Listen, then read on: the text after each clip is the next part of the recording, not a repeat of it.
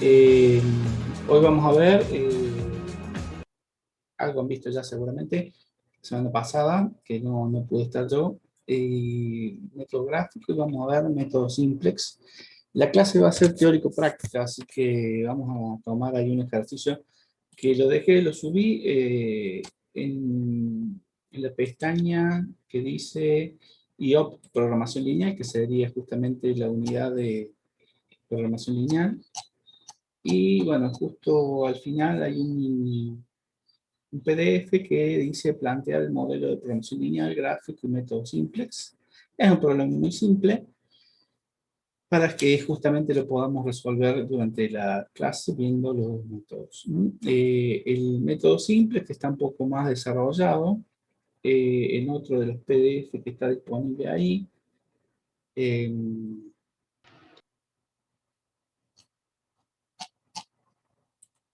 que le voy a decir dónde está, a nivel de detalle, bueno, más allá de que está en el libro, ¿no? Está la explicación de los teoremas. Disculpe, profe, ¿dónde dijo que estaba el problema que íbamos a ver hoy? Él estaba en la pestaña programación, IOP, programación lineal, al final de modelización y gráfica. Una que se llama, no sé si dije el nombre, plantear el modelo de programación lineal, gráfico y método simple. Justo creo que es la última. Está en esas, o la penúltima. Ahí está el link de video que hice el año pasado con respecto a un problema similar que se le llamaba el fábrica de las casitas. Si quieren, después pueden revisarlo. Y bueno, justamente en esa pestaña, modelización y gráfico, está descrito, si lo han leído, más o menos los pasos que deben seguir y los archivos, como los pueden ir viendo para plantear, modelizar distintos tipos de problemas.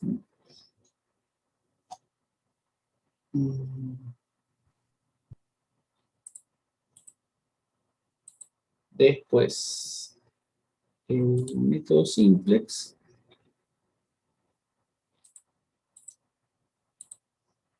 lo van a poder encontrar desarrollado en la otra pestaña que dice IO simplex. Ahí donde dice IO simplex, ahí bueno, está el link del capítulo, pero bueno, tiene dos otros teoremas que son justamente respecto a la utilización de método simplex.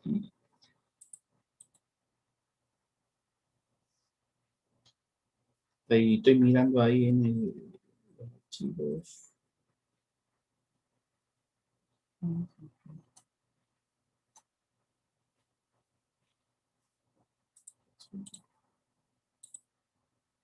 Justamente en la parte, a ver si lo puedo mostrar.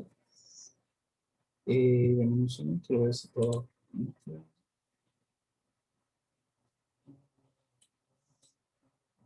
Allá. Les muestro dudas.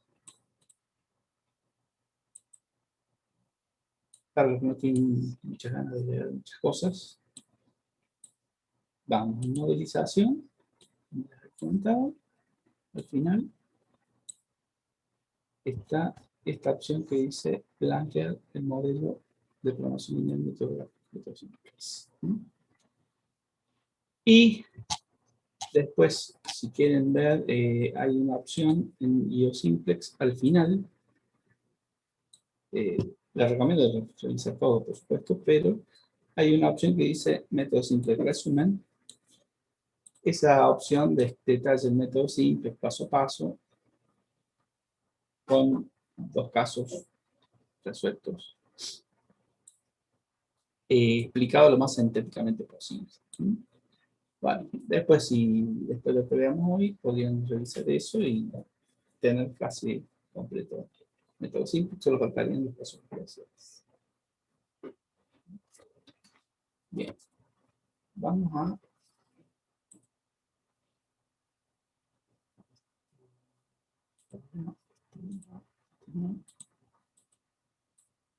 ahí está la opción tema programación lineal, muestra justamente los teoremas. Y por si no saben qué es una combinación uniconvexa, ahí también tienen un desarrollo de combinación uniconvexa. Bueno, vamos a ir a espacio peleado.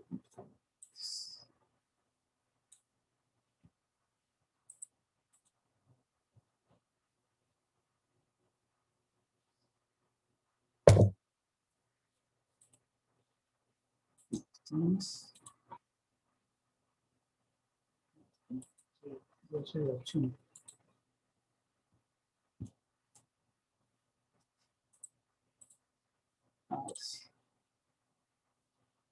Este es un caso bastante fácil, pero bueno, requiere práctica. Les dejé ahí el PDF por si quieren hacer algunas anotaciones. Yo las anotaciones las voy a ir haciendo en el mismo Zoom, así lo van a tener. El problema es simple, ¿por qué? Porque tiene muy poquitas restricciones y muy básicas para lo que han estado viendo la semana pasada. Acá nos decía, voy a poner a grabar las dudas así, pues, por subir la clase de la semana pasada no la pude, la clase anterior no la pude subir, pero bueno, ya la voy a revisar de todos modos. Y en la medida que se pueda, vamos a subir.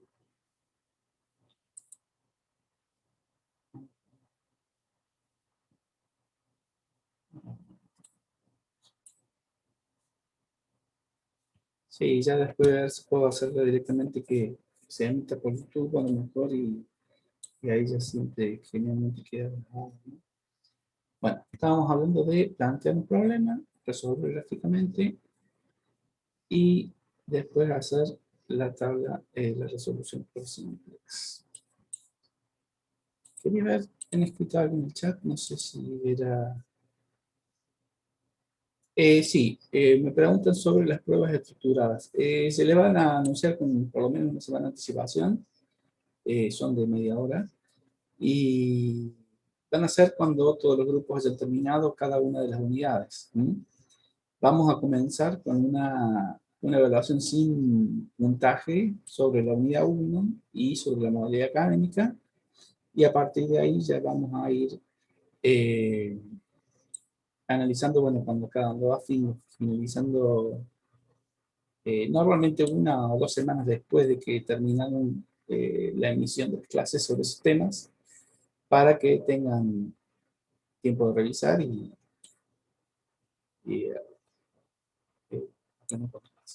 con respecto a dónde está el libro de la cátedra, en la modalidad académica, ahí les está el detalle, pero acá en el aula virtual hay un ítem que dice bibliografía. Ahí en bibliografía tienen la guía de problemas que deberían estar utilizando. A esta guía le faltan ejercicios sobre simulación y programación dinámica, pero esos están agregados dentro de las mismas opciones. Hay una opción que dice material de clase teórico o método científico, que describe toda la parte de universo cierto con módulos que no son de programación lineal y después más adelante de programación de teoría de la decisión con universo aleatorio. Y acá está lo que sería el libro de apoyo cuantitativo a las decisiones, que es la que está propuesto como bibliografía obligatoria. Esta la voy a abrir para que vean que nos lleva a la biblioteca, una biblioteca virtual, un repositorio en donde está el link para descargarlo. No lo agrego a la página porque, bueno, es un libro público, una biblioteca, así que no tendría sentido que lo esté agregando. Y lo que sí agregué son otros libros que están como bibliografía adicional. Acá tenemos, por ejemplo, el software lindo y en la página de PHP Simplex, que en todo caso lo que podría hacer en un ratito, mientras cuando terminemos de ver el planteo de programación lineal, aprovechamos y usamos para ver cómo funciona. Es muy simple, muy fácil. El caso de PHP Simplex tiene una falla de cálculo cuando tiene un tipo de problemas específicos, pero bueno, ya se los voy a mostrar un cachito. Vamos a ver el método, vamos a ver el problema y lo vamos a ir resolviendo. ¿Sí? No sé si tienen alguna preguntita que me quieran hacer. Si no, empezamos nomás. Bueno, como les decía, este problema es muy simple. Una empresa dedicada a la fabricación de valijas, carteras y bolsos, en este momento plantea una producción especial de mochilas para enfrentar la demanda de comienzo del ciclo escolar. Esto podría estar teniéndose en cuenta como parte de lo que sería la unidad de tiempo que puede llegar a tener problemas, el modelo que estamos analizando. En especial piensa lanzar dos líneas, la A de mochilas clásicas sin carro o la B de mochila con carro y dibujos de personajes infantiles. Este caso no está en la guía, pero porque es un caso de otra guía anterior que estaba disponible. Y bueno, lo quise agregar teniendo en cuenta de que así tienen otros ejercicios más y ahí en la guía tienen varios casos. La mochila A necesita 10 horas de tiempo de mano de obra y 6 unidades de materia prima. La B necesita 5 horas de mano de obra y 7 unidades de materia prima. La mochila A se venderá a 12 pesos y la B a 14 pesos. El costo variable de cada una de las mochilas es de 4 y 8 pesos respectivamente, el que incluye el adicional que se paga a los empleados por cada mochila fabricada. Por otra parte, Rodas abandona el concepto de remuneraciones mensuales habituales, abona el concepto de remuneraciones mensuales habituales, suma de 4.000 pesos. Con 40 horas de tiempo disponible, 32 unidades de materia prima.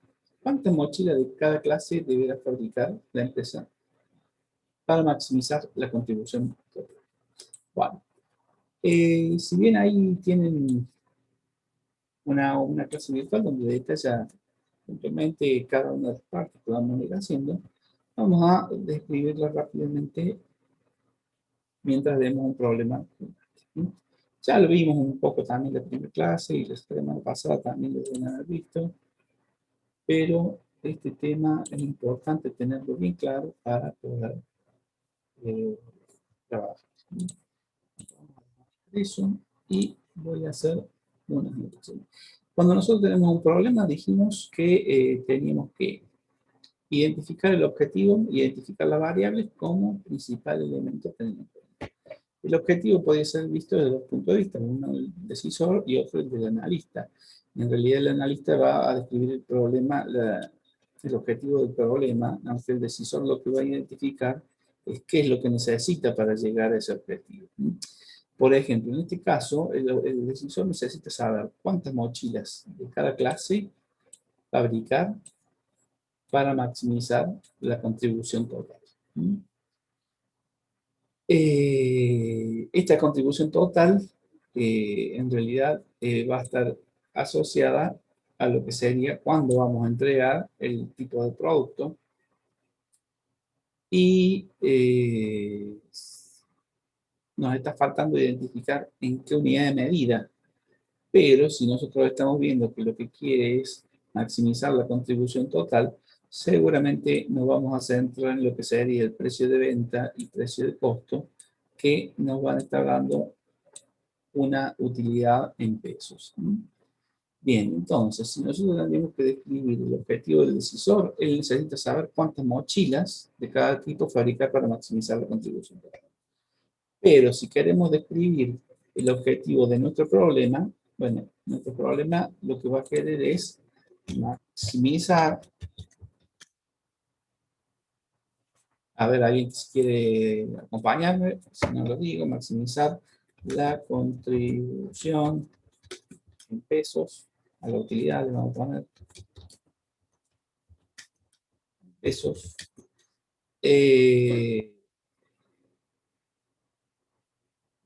Para el comienzo del ciclo escolar.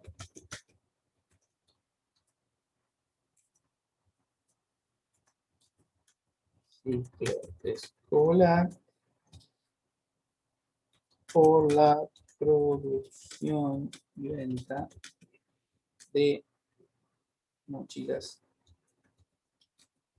tipo A y tipo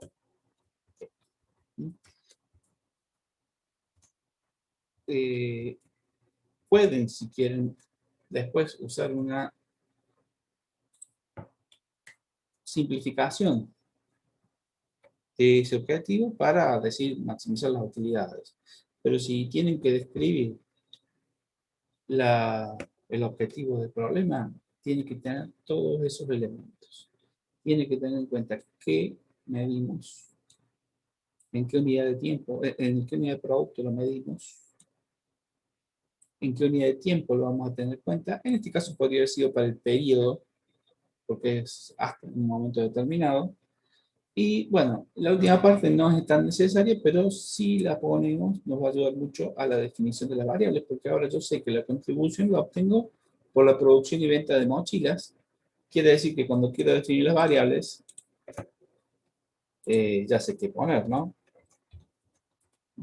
Entonces tendríamos objetivo y variables. Y las variables y casi que las teníamos ahí. Podemos definir a x1 como número de mochilas. Es importante que acá recuerden que en algunos casos no deberían usar la palabra cantidad si no expresa unidad de medida. Muchas veces cantidad no dice si es kilos, litros, cajas, docenas. Entonces, decir unidad de medida, número de mochilas tipo A producir y vender para el comienzo del ciclo de escuelas. Muy fácil sería, en este caso, escribir la segunda, copiando y pegando, nada más que en lugar de mochilas tipo A y tipo B, porque son productos similares. Bueno, resulta que no siempre son productos similares, pero lo tiene que tener en cuenta. Bueno, acá yo les describí, voy a sacar una impresión de esto.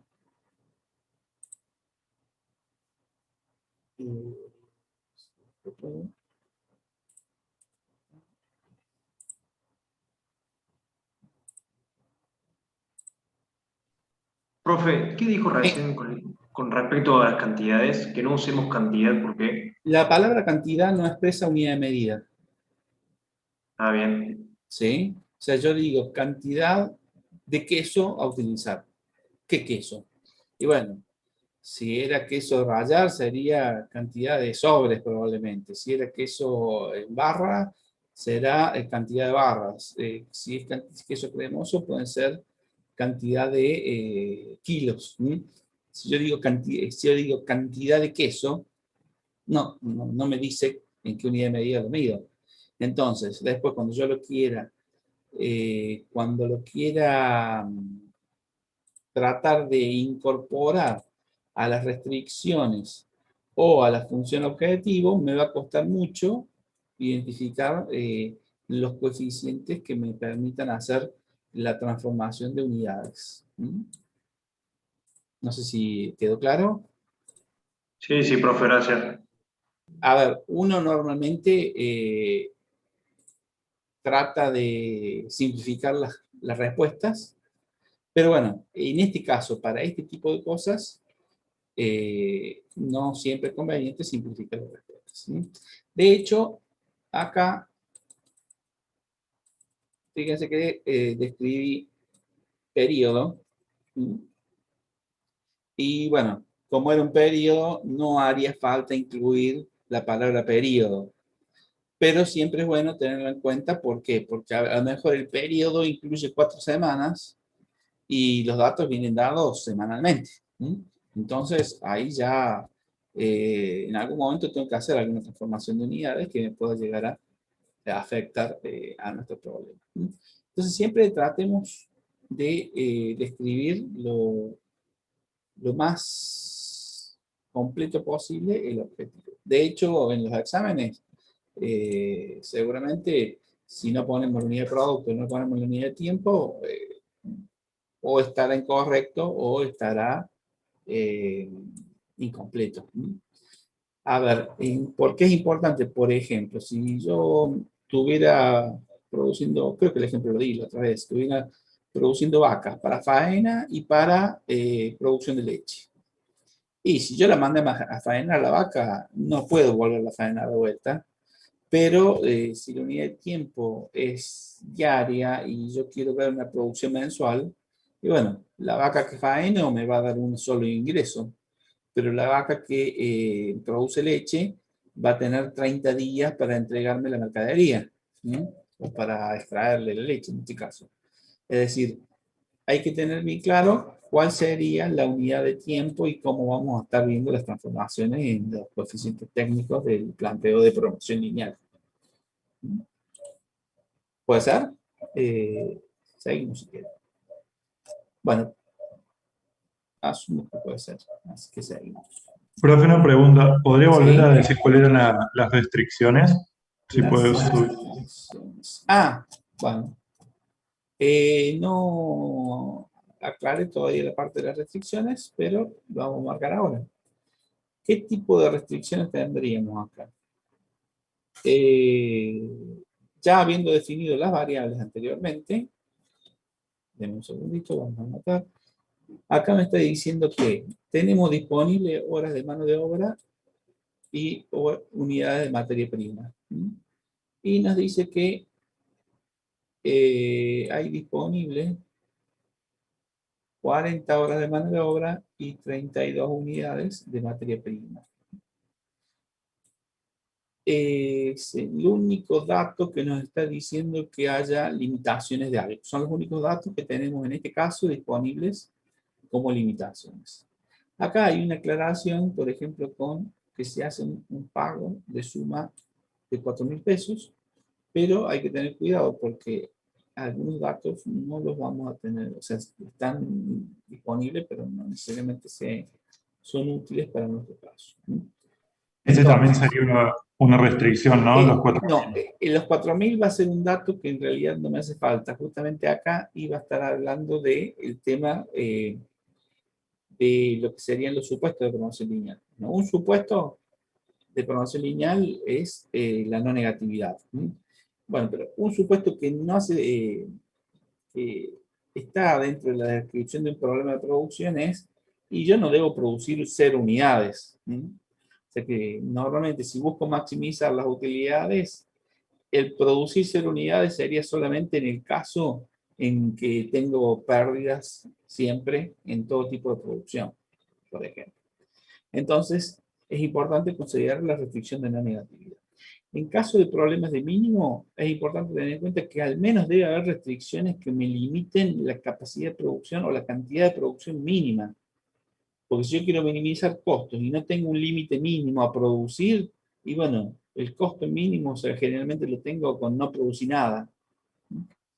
Ahora, si maximizar utilidades es otra cosa. Entonces, tengan cuidado cuando un problema de costo, que en algún momento tiene que haber algún tipo de limitación en otros casos. Bien. Ahora, tenemos la situación de linealidad.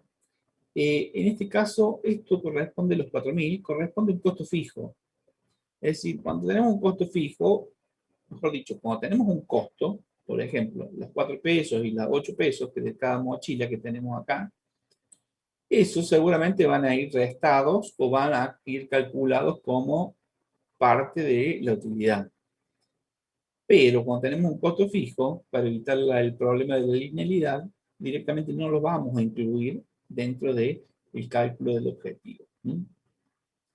Distinto va a ser cuando veamos programación entera, en donde el costo puede estar o no puede estar, ahí ya veremos cómo se hace. Pero cuando tenemos costos fijos, para evitar problemas con la linealidad en la función objetivo, directamente no lo vamos a incluir. Si fueran parte de las restricciones, sí, obviamente deberíamos tener en cuenta. Pero en este caso, la remuneración de 4, en realidad era 4.00, era 4 pesos, no 4.000. Nada más que no está puesto en centavos. No sé si le sirvió la descripción, pero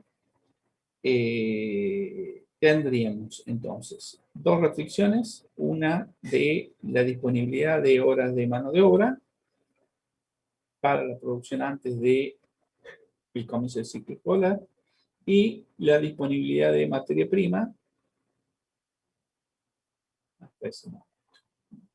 Profe, una pregunta. Sí, Entonces, ¿esos 4.000 no afectarían en la fórmula de maximización a donde, no, o sea, yo voy a solamente en poner la las... respuesta, no, solamente en la respuesta final. Que si me da, por ejemplo, 30 pesos, bueno, tendría que restarle 4, o sea que me quedaría 20 pesos. 26.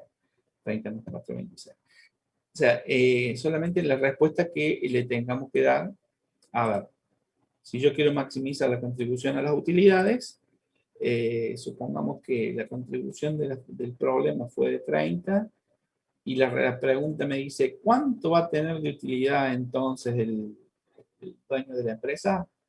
Y en realidad, si la utilidad del problema fue 30 y tenía además un costo fijo de 4, tendría que darle un 26, por ejemplo. Que sería o sea, estos costos fijos que podrían no tenerse en cuenta en la función objetivo, sí eventualmente habría que analizar si hace falta incorporarlos en la respuesta que haya que darle al decisor. Bueno, ahí después lo vamos a hablar eso seguramente cuando veamos la solución. Entonces, primero tenemos que definir el objetivo, definir las variables, plantear la función objetivo. Tenía por acá la definición de las variables. Ahí está. ¿Cómo planteamos la función objetivo? Bueno, en este caso, como queremos maximizar las utilidades en pesos, fíjense que acá teníamos 12 pesos, era la utilidad que me daba el producto por unidad del producto A. 4 pesos el costo por unidad del producto A, es decir, 12 menos 4 sería la contribución en pesos por cada unidad de mochila. Acá tendríamos que tener en cuenta, lo voy a escribir, parece una tontería, pero lo vamos a escribir por las dudas, que en el caso de los 8 pesos, son pesos por cada unidad del producto A. ¿Sí? Después tenemos que X1 sería unidades del producto A. Esto en realidad está dado para el periodo. En el caso de X2, la parte de X2 tenemos el 6 es pesos por unidad del producto B y X2 es unidades del producto B en el periodo. Entonces, bueno, una relación proporcional acá la encontramos ¿se acuerdan que había mencionado en su momento los supuestos de programación lineal? Uno de la linealidad, otro de la proporcionalidad. Bueno, una de las formas de proporcionalidad la encontramos justamente acá cuando multiplicamos el 8 por X1, en donde si esto era pesos por unidad, si lo multiplico por la cantidad de unidades en el periodo, me va a quedar pesos en el periodo como el término que tendríamos en la primera parte de la suma.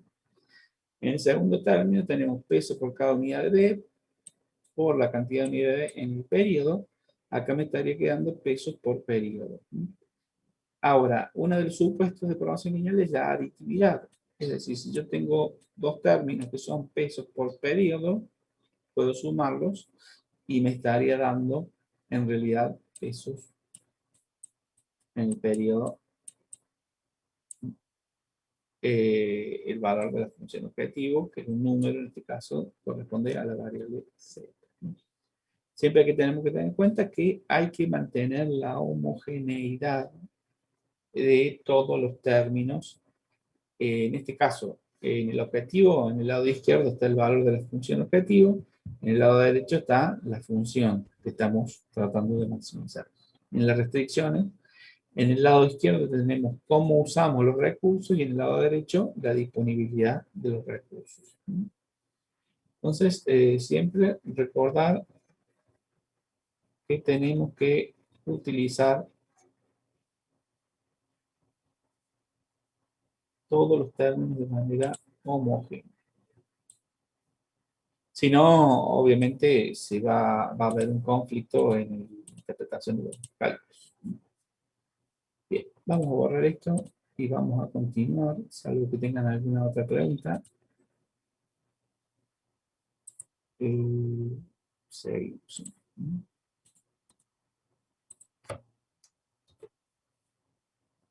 Estamos así porque estoy haciendo alguna operación en la computadora. Veamos las restricciones. Habíamos dicho que teníamos dos limitaciones. Una era, acá está, la de las 32 unidades y la otra era la de las 40 horas. Vamos. En este caso ahí tienen la resolución. 40 horas. Tenemos disponible 40 horas. Si a mí me dice que tenemos disponible 40 horas, en el lado derecho tiene que haber 40. Si a mí me dan la cantidad de minutos en que usamos la disponibilidad de horas, bueno, tendremos que hacer la transformación que haga falta para transformarlo a horas y mantener la unidad de producto que teníamos en el lado derecho. Acá, en este paso, yo realmente creo que se lo expliqué el otro día, pero lo voy a repetir. Suelo dar un ejemplo de, por ejemplo, si tuviera que fabricar sándwich de miga de 2 tapas y tengo 100 tapas disponibles. ¿Cómo hubiera sido la restricción en ese caso? Y si tengo sándwich de miga de 2 tapas, lo que podría haber hecho era, lo voy a escribir, por ejemplo, podría haber dicho, y bueno, si X1, por ejemplo, vamos a poner SM de 2 tapas. Usa 2 tapas de sándwich de miga, yo podría haber llamado 2 por SM2 menor o igual que 100. O podría haber usado SM2 menor o igual que 50. ¿Por qué? Y bueno, porque si 100 tapas a razón de 2 tapas por sándwich, y son 50 sándwiches. O sea, matemáticamente ambas restricciones me van a dar el mismo resultado como solución, pero no representan lo mismo. Y si yo lo que tengo es disponibilidad de 100 tapas,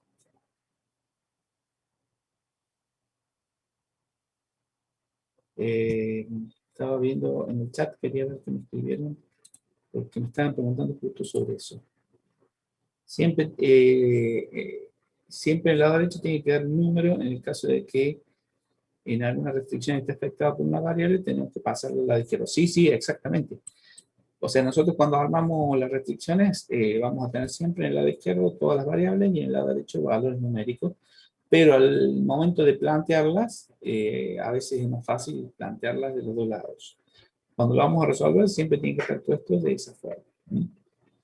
Pero yo me refiero en este momento al concepto que está representando la restricción. Si yo tenía disponibles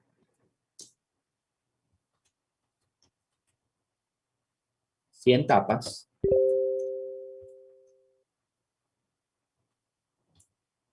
lo que voy a querer es que en el lado derecho estén 100 tapas y no 50 sándwiches. Son dos tipos de restricciones diferentes. O sea, una está refiriéndose a que yo no puedo producir más de 50, es un límite de producción. Otra me dice que yo tengo límites del insumo. Son dos cosas distintas. O sea, una me va a estar refiriendo a cuánto usé de ese insumo, a otra me va a estar diciendo a cuánto pude producir de lo que tenía como límite de producción. Pero eso además tiene otra situación, que por ejemplo, si aparte de tener sándwich de miga de 2 tapas, hubiera tenido sándwich de miga de 3 tapas, sí o sí, la restricción sigue siendo de tapas y yo lo único que tendría que haber hecho era modificar la restricción agregando la limitación de ese tipo de producto. O sea, si yo tenía sándwich de miga de 3 tapas y esa llamamos SM3 a la variable, lo único que tenía que hacer es multiplicar la cantidad de tapas que necesito por la cantidad de sándwich, me va a dar la cantidad de tapas utilizadas. Acá tendría la cantidad de etapas utilizadas en un tipo de producción, acá tendría el número de etapas utilizadas en otro tipo de producción, y acá tendría la disponibilidad. Ahora, ¿cómo hago para meter eso en esta restricción? Sería imposible. Por eso, esto no debería usar así. Esa transformación. ¿Sí? Entonces, deberíamos siempre reflejar en el lado derecho la unidad de medida que necesitamos como restricción.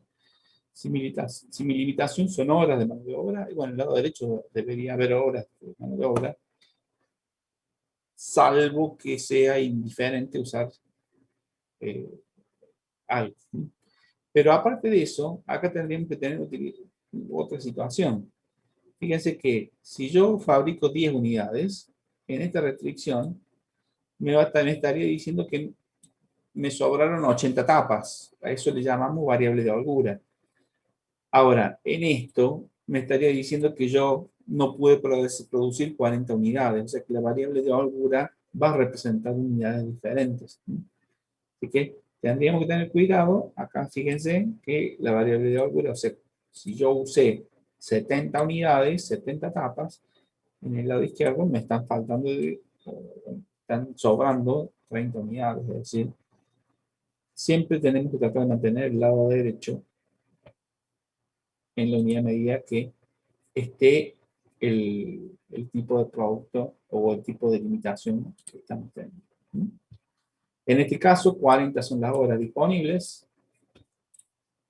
y tendríamos 10 horas necesitado el producto 1, 5 unidades por cada unidad producida, 5 horas el producto 2 por cada unidad producida, la suma me estaría dando la cantidad de horas.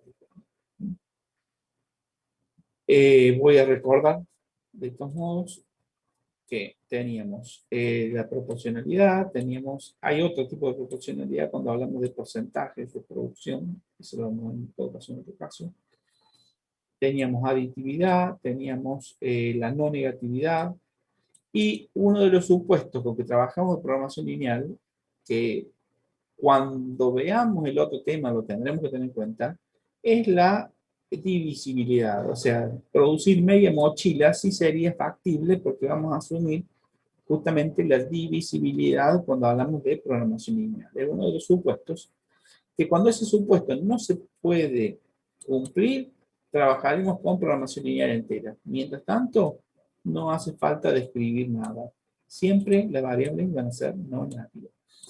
Y no negativas no es que tienen que ser positivas, porque el positivo no incluye el cero. O sea, no negativas quiere decir que tienen que ser mayores o iguales a cero. Bien. Lo que pasa es que si no después, cuando hay preguntas teórico-prácticas en que incluyen esa descripción, suelen dejarla incompleta o no queda correctamente. Bien, el planteo. El planteo de promoción lineal incluye todas las restricciones. Todas las restricciones.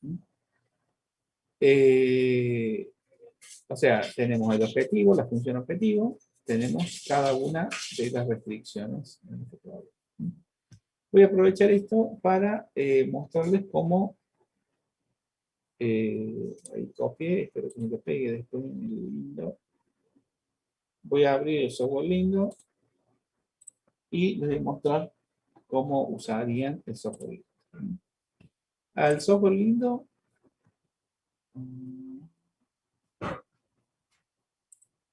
denme un segundo que quería ir. Lo tenían disponible, lo pueden bajar de lindo.com, pero como les había dicho antes, estaba en la pestaña bibliografía. Al final, acá decía software lindo y página de PHP Simples. Ahí el software lindo me va a llevar, tendría que cambiar.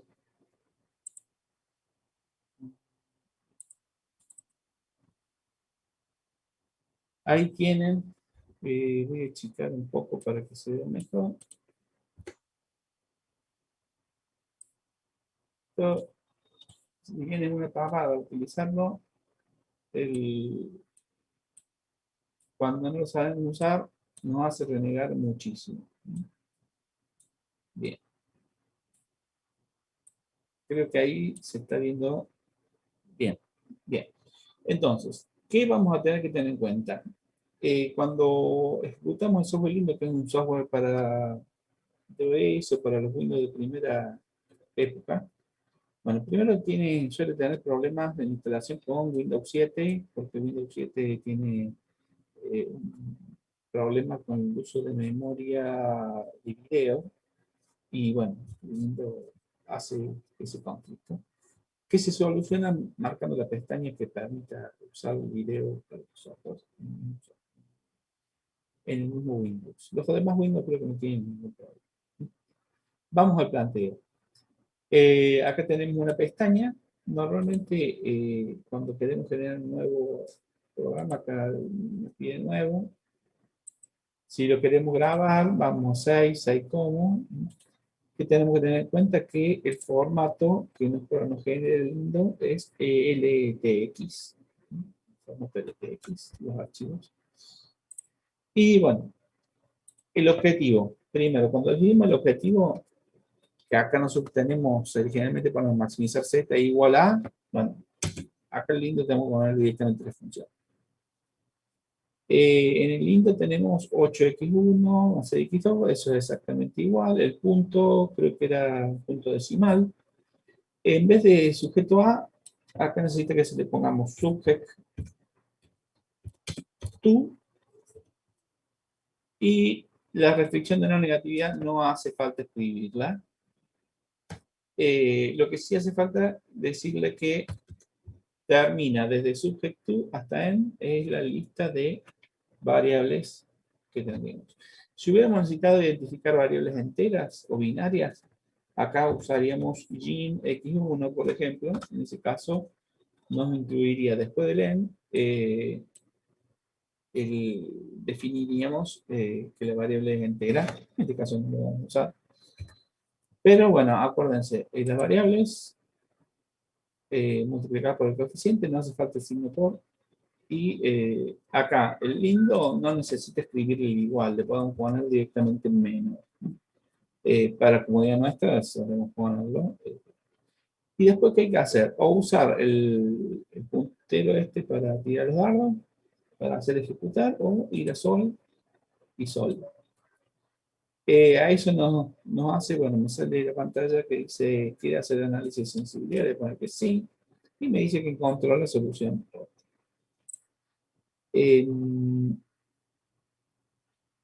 Correcto.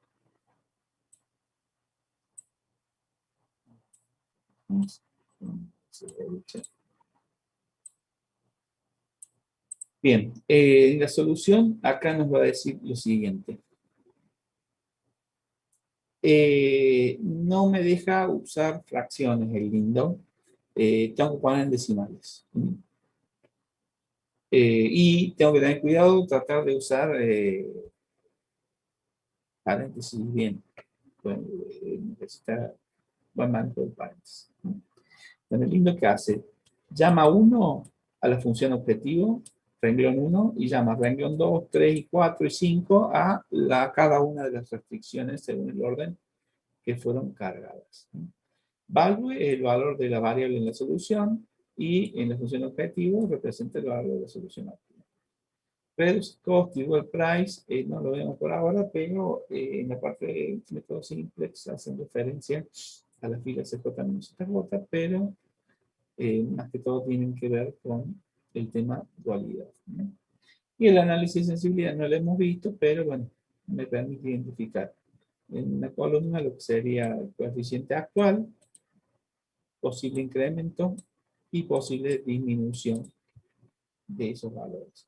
En este caso se referencia a los coeficientes de la función objetivo, objective coefficient, o right hand side range, que serían del lado derecho de la restricción. O sea, acá me permite ver qué pasa si modifico el 40 o el 30, o qué pasa si modifico el 8 y el 6, ¿no? Desde el punto de vista de la materia nuestra, lo que necesitamos saber no solo los valores, sino cómo llegamos a esos valores, es decir, por eso usamos métodos simples para interpretar los modelos teóricos de programación.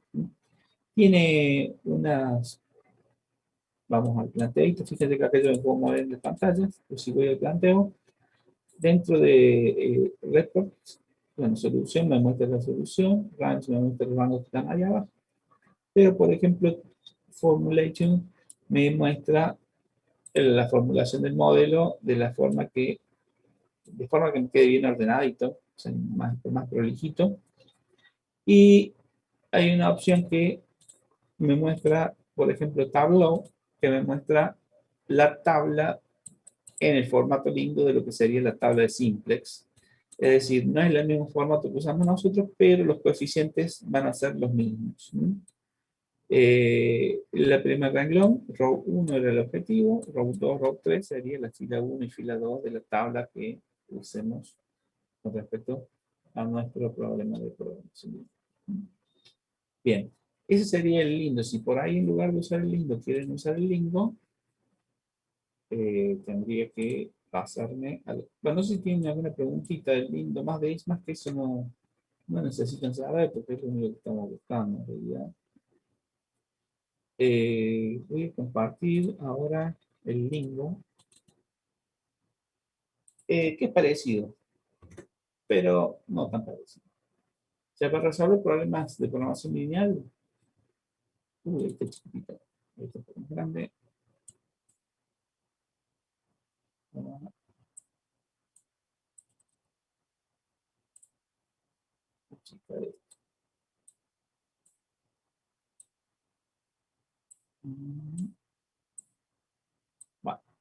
primer problema, vamos a poner new, y acá me dice, ¿quiere modelo lindo o quiere modelo lindo? Fíjense que acá yo tengo la opción de modelo lindo. En el caso estoy usando el Lingo 18 en este caso. Software Lingo 18. Que me permite usar la versión free para como forma estudiantil. El modelo en forma de Lingo necesita una programación un poco más específica. Después le muestro en todo caso un programita, pero el modelo en formato Lingo es la misma. Entonces, si yo le pongo lo que había escrito antes, si trato de ejecutarlo, seguramente me va a dar algún mensaje de error. Ah, no, me dio directamente la salida. La salida es parecida, pero bueno, solamente me está mostrando los resultados. Row 1, lo mismo, row 2, lo mismo, row 3, lo mismo. O sea, objetivo y restricción 1, restricción 2. Esa es la diferencia que tendríamos. En el caso de querer usar el modelo con formato Lingo, el tema es que usa otra combinación de comandos porque define el modelo, define las variables como tipo, por cada tipo de variables, que podemos tener varios tipos de variables diferentes que tengan unidades de medida diferentes y hacer la misma transformación dentro del mismo modelo sin hacer cálculos adicionales. Me permite trabajar con archivos de Excel asociados de donde importe los datos o exporte datos, es decir, yo puedo hacer un programita que tenga 10 líneas en Lingo y a lo mejor está representando 3 millones de restricciones con 5 millones de variables que en el formato ingenieril permite resolver ese tipo de problemas. Es decir, está para otro tipo de pasos del Lingo. Por acá tenía un caso de programa. Tenía un problema de stock que lo vamos a ver más adelante. Bueno, el Lingo no permite resolver, el Lindo no permite resolver el modelo de stock, en el caso del Lingo sí. Lo único que tiene es que no tengo resolución gráfica en este caso y que generalmente en el caso del Lingo necesita poner el por o los paréntesis. Creo que en el Lingo sí se permite fracciones. Bien. Si vamos de vuelta a ahora, ya que estamos en modo resolución numérica, resolución por computadora, vamos a la página de PHP Simplex. PHP Simplex. En la página de PHP Simplex me muestra esto. Y bueno, acá me pide cuántas variables tiene el problema, cuántas restricciones tiene el problema, ya que vamos a aprovechar el problema que estamos viendo. En la función objetivo que tenemos un 8, un 6, el coeficiente de x1 en la primera restricción era un 10, en la segunda restricción era un 6, el coeficiente de x2 en la primera restricción era un 5, en la segunda restricción era un 7, y en el lado derecho era 40 y 32. Como les había dicho antes, si acá yo tuviera una restricción de mayor o igual con coeficiente negativo en el lado derecho, el PHP Simplex me da error, me da un cálculo diferente. ¿Mm? O sea, tiene un error interno en el proceso, se ve que nunca lo corrigieron. Pero bueno, vamos a continuar. Lo primero que hace, y acá ya podemos entrar a lo que es la parte del método Simplex. Cuando yo quiero resolver por método Simplex, lo primero que tengo que hacer es transformar las desigualdades en igualdades agregando las variables de altura. ¿Se acuerdan que lo habíamos visto? Toda restricción de menor o igual, le puedo agregar en el lado izquierdo una variable de holgura y transformarla a igual. En este caso, esa igualdad sería justamente a 40, que eran horas de mano de obra, por lo tanto, X3 representaría horas de mano de obra no utilizadas en la producción o sobrantes antes del periodo o en el periodo analizado. Las 32 eran unidades de materia prima, por lo tanto X4 va a representar unidades no utilizadas o sobrantes de materia prima. Y, importante, en el problema original tenemos la no negatividad de las variables, en el problema con variables de holgura tenemos la no negatividad de todas las variables principales y todas las variables de holgura. Evitando eso, vamos a ir a la solución gráfica. Continuar. En este caso me da la salida de simple, ya la vamos a analizar. Vamos a la resolución con método gráfico. Y en la resolución con método gráfico me va a mostrar este caso. Bueno, es similar al gráfico que estaba ahí, nada más que yo lo hice con otro software, en PDF. Acá no me muestra cómo graficamos. O sea, primero, las dos rectas negras son restricciones y la roja representa la función objetivo. Acá voy a escribir en todo caso cuáles serían las formas en que resolveríamos este problema. Si yo no tengo hecho el gráfico, lo primero que tengo que hacer es darle nombre a los ejes. Como yo llamé X1 y X2, los ejes se llamarían X1 y X2. Tendríamos que identificar hacia dónde crecen, ¿sí? Son simplificaciones que por ahí los software hacen porque son muy difíciles de mandarlos a pantalla para resolver. Pero bueno, ¿cómo graficamos la función objetivo? Si tenemos una desigualdad, lo primero que vamos a hacer es, denme un segundito, hay alguien me escribió en el chat, me escribieron a ver si le piden, me preguntan si en el parcial se puede resolver con software.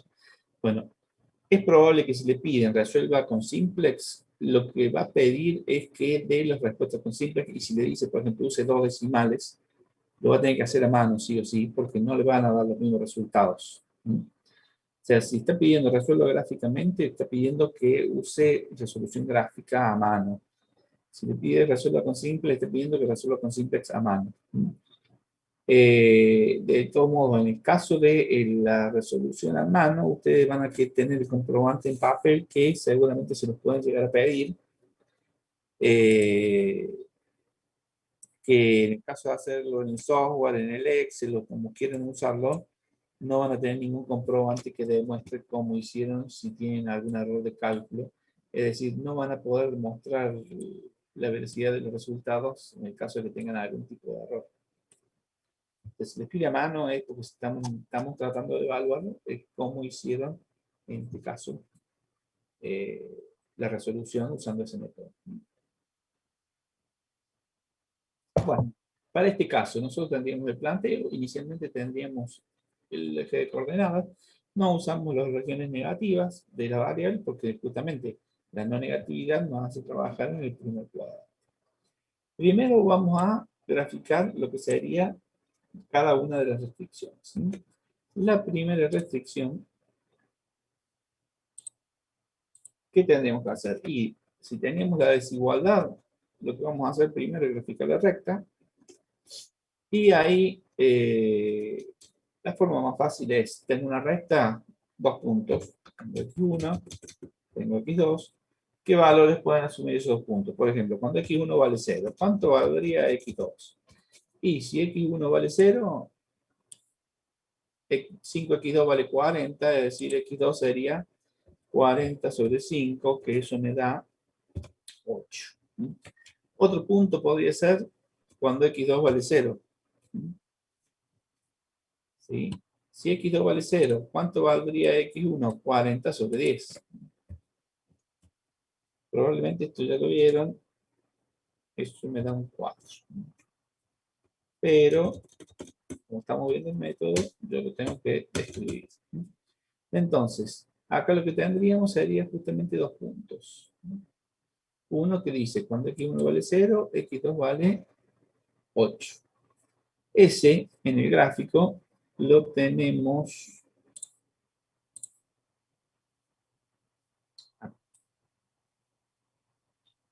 ¿Sí? Cuando x1 vale 4, x2 vale 0. Eso que tenemos acá. Es decir, el segmento que une los dos puntos sería la igualdad a 40. Ahora, si nosotros queremos ver para dónde va la desigualdad, por ejemplo, analizo el punto que sería el 0 de x1, 0 de x2, y digo, y 10 por 0 más 5 por 0, y claro, de 0, ¿es menor que 40?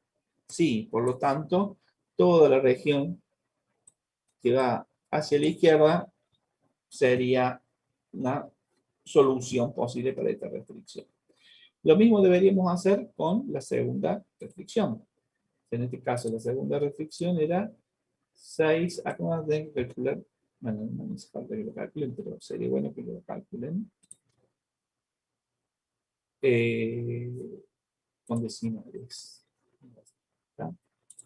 La segunda restricción que teníamos era menor o igual que 32. Tomamos la igualdad y hacemos exactamente lo mismo. Por ejemplo, yo necesito dos puntos. Cuando x1 vale 0, ¿cuánto valdría x2?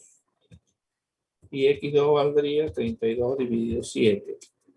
Ahora, cuando x2 vale 0, ¿cuánto valdría x1? Y x1 valdría 32 dividido 6.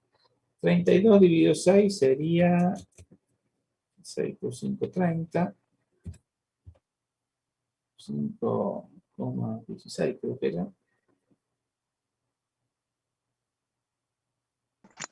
5,33, profe. Eso, 5,33, exacto. Y el otro era 4,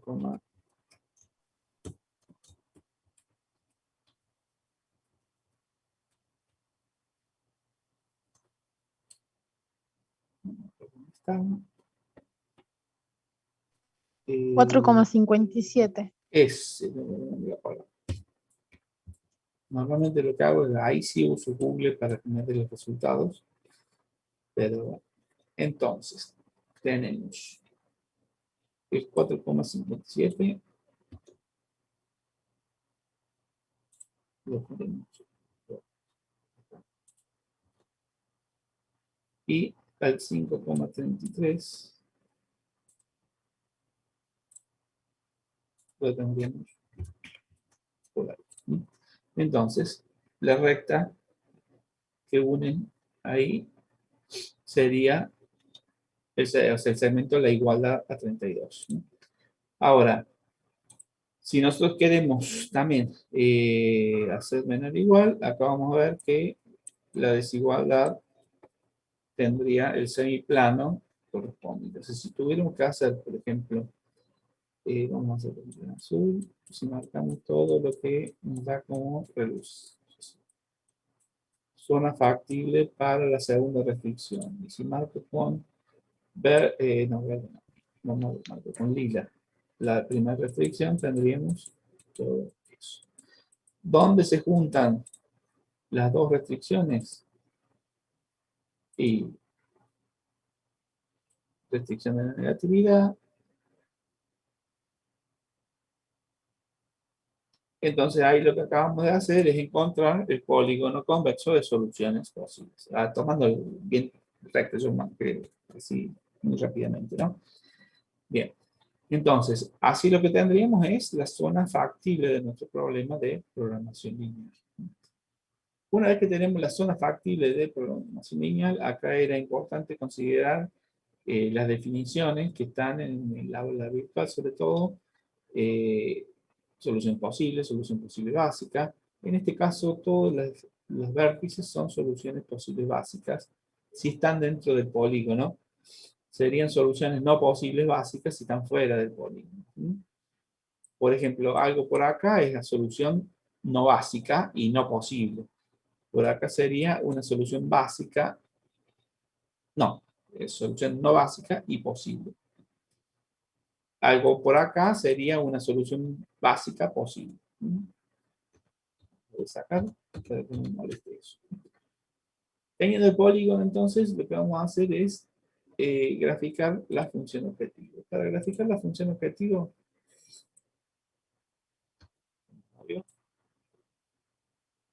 lo que vamos a hacer es tomar la función y dar un valor arbitrario a esa función. Un valor arbitrario es un valor cualquiera. Por ejemplo, y acá yo podría decir, y bueno, acá tengo el 2, parece fácil de calcular.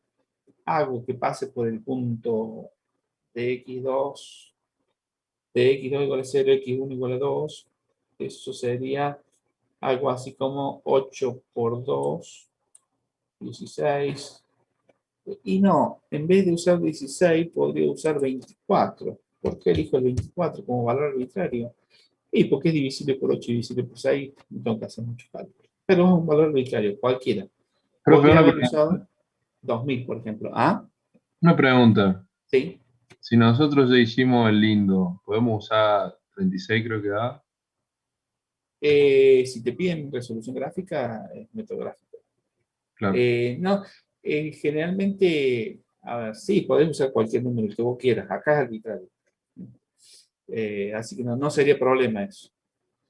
Pero, bueno, acuérdense que cuando copian y pegan, a veces no copia exactamente lo que uno quiere que copie. O sea, usar los software tiene sus buenas situaciones o sus malas situaciones. Por ejemplo, Excel a veces no te deja el número donde exactamente quiere, o usan punto decimal cuando tienen que usar coma. Bueno, ahí hay cosas que tienen que estar muy prácticos para usar cualquier tipo de software, ¿no? En este caso vamos a usar lo mismo antes. Cuando x1 vale 0, x2 valdría 24 dividido 6. Eso es un 3. No, es un 4. Y cuando x2 vale 0, x1 valdría 24 dividido 8. Esto sería sin 3. Entonces, tendríamos un punto cuando x1 vale 0, x2 vale 4. Un punto estaría acá. Lo vamos a hacer con rojo.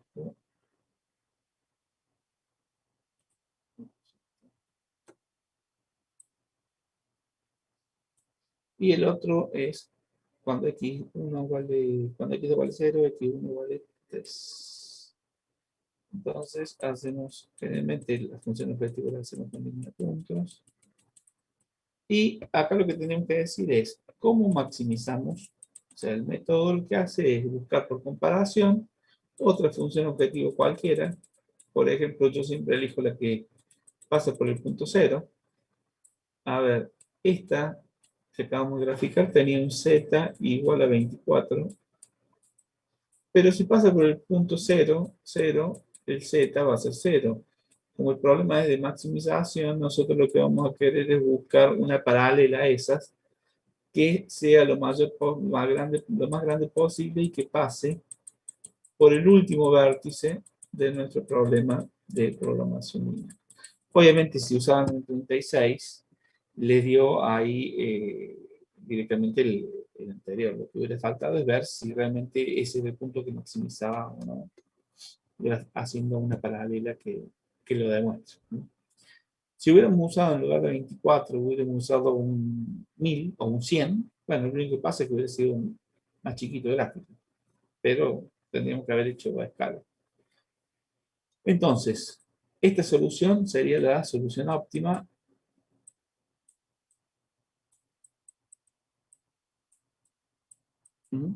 Y lo que tendríamos que hacer es calcular el valor de esa solución óptima. ¿Cómo lo hacemos? Y como lo encontramos en la intersección de la recta 1 con la recta 2, lo que tendríamos que hacer es aplicar el método de sustitución. Para aplicar el método de sustitución, que generalmente lo saben usar, yo voy a hacerlo acá, voy a aprovechar para hacerlo acá, para el que no lo recuerde.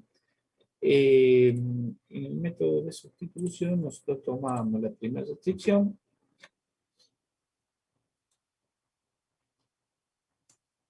tomábamos la igualdad, luego tomamos la segunda restricción y tomamos nuevamente la igualdad. ¿Y qué hacíamos? Despejábamos, por ejemplo, en la primera a x2 en función de x1, por ejemplo, x2 sería igual a 40, paréntesis, importante, porque acá es donde muchos cálculos, 40 menos 10x1, todo dividido 5. A ese valor, esto me estaría diciendo x2 igual a 8 más 2. Creo que ahí sería, no me saca paréntesis, 45, no, más, no, menos. Bien, entonces ahora reemplazamos en la segunda restricción, que era 6x1 más 7 por paréntesis 8 menos 2x1. Esto me va a dar igual a 32. Haciendo este reemplazo me estaría quedando 6x1 más 8 por 7, 56. Nos estaría quedando 7 por 2, 14, menos 14 x1 igual a 32. Siguiendo con el método de sustitución, menos 14x1 más 6, eso me estaría dando menos 8x1. Y bueno, el 56, como está sumado, resto en ambos miembros por 56. 56 igual a 32 menos 56. Eso me va a quedar menos 8 igual a menos 8 Menos 24. 14, menos 24, sí. Acá tendríamos, no, nos falta acá x1 y x1 sería igual paréntesis 4 paréntesis dividido paréntesis menos 8 paréntesis. vértices. Eso es igual a 3. Ahora, x2 va a ser igual, como sabemos x1, vamos allá y sustituimos 8 menos 2 por 3. 2. Sería 6. Sería x2 igual 8 menos 6, 2. Entonces, x1, solución óptima, ¿no? x1 igual a 3, x2 igual a 2, y el valor de z en la solución óptima, z óptimo, va a ser igual a, teníamos la función objetivo, 8 por, en este caso sería 3, más 6 por, en este caso sería 2, y eso me da 36. Y eso sería el método, este sería el método justamente gráfico.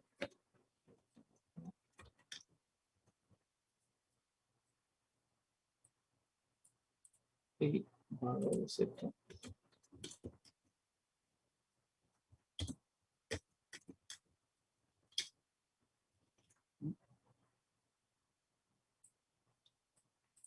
Eso es lo que tendríamos que tener en cuenta justamente cuando resolvemos los modelos de programación. Voy a hacerle...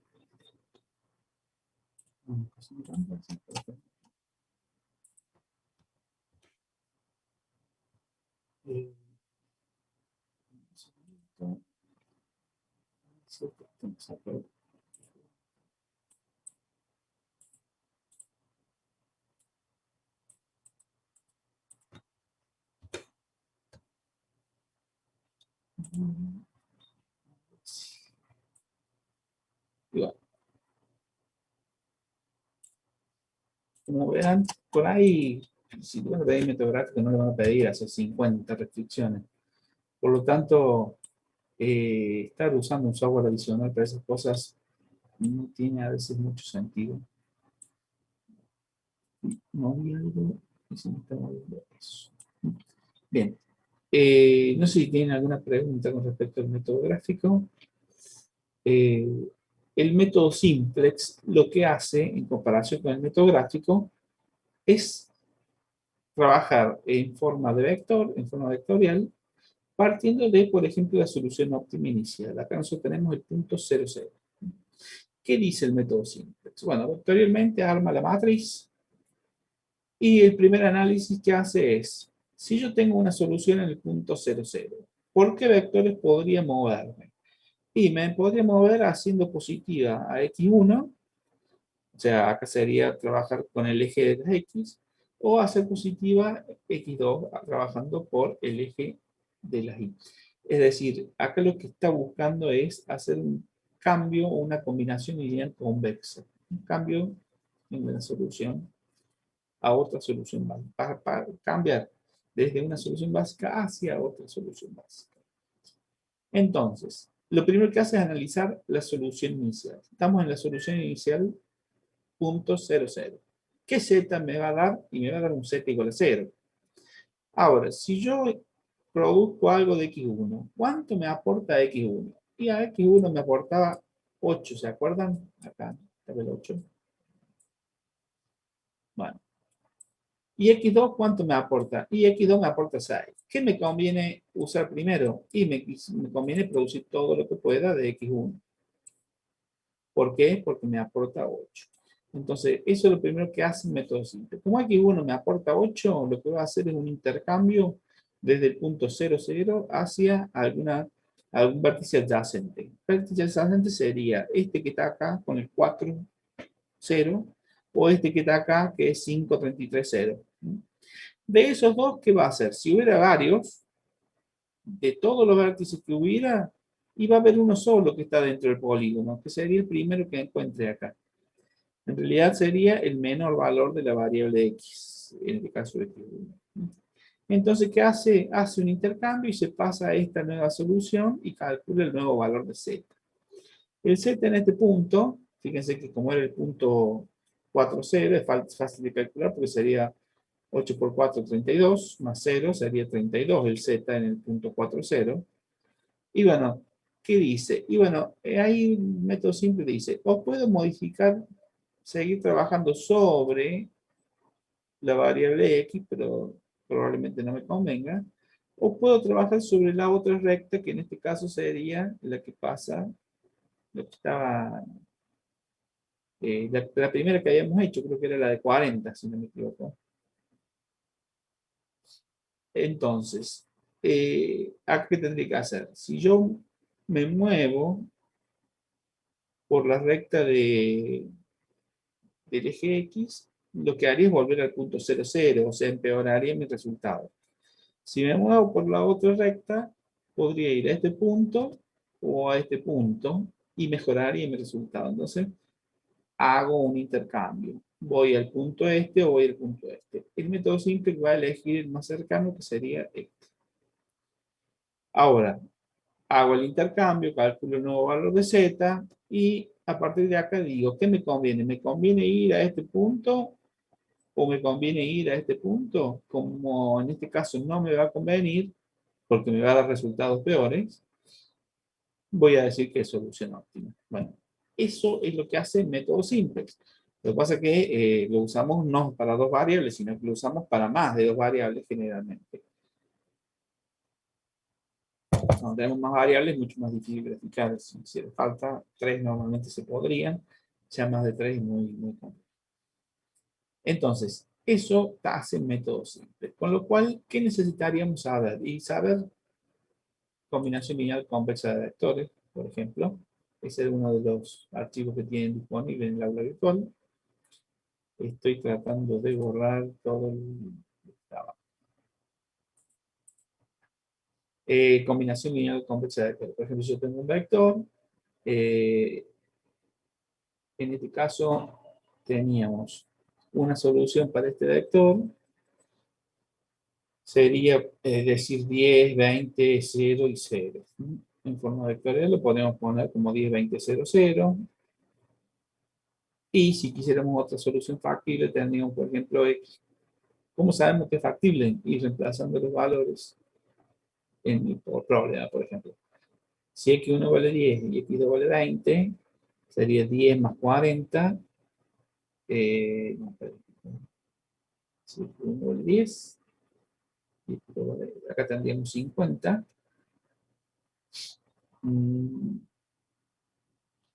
Esta estaría siendo factible la segunda restricción.